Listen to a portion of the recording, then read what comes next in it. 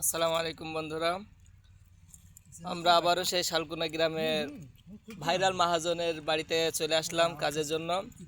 তো আজকে আমাদের দুপুরে নাস্তা দিয়েছে, আপনারা দেখতেই পাচ্ছেন। এই যে সবার কাছে সবার মায়াবী চেহারাটাকে একটু দেখে নেন।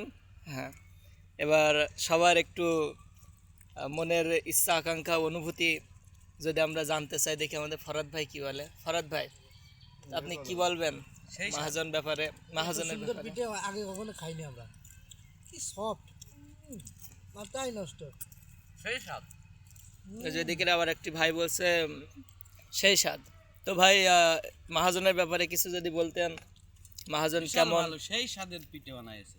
এই যে খাচ্ছি, আচ্ছা, খুব ভালো নাকি? খুব ভালো। আর এই শীতকালে পয়লাগুলি আছে পিঠে, তো সেই স্বাদ। তো ভাই, তোমাদের কোনো জায়গার মহাজন কিভাবে পাকান পিঠে দিয়ে নাস্তা দিয়েছে আজ পর্যন্ত? না, না, না, আসলে আমরা ভালো নাস্তা পাই। আচ্ছা এখানে আসলে মনটা খুশি থাকে।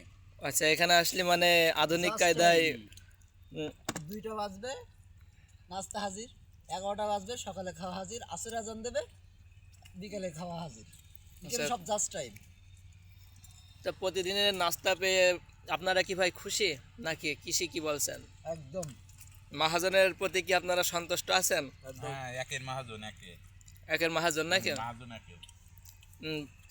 ফরাদ ভাই, তুমি কি আর কিছু বলবা? আমি সবচেয়ে বেশি তুষার ভাই ধন্যবাদ দেবো, এটাই সবচেয়ে বড় ব্যাপার। মানে আমার তুষার চাচা এখানে বিয়ে করার কারণে নাকি? হুম, হুম, হুম। আচ্ছা, কাজ দেওয়ার জন্য না কারণে নাকি? এবার কাজ তার রসিলাই কাজটা পাওয়ার কারণে।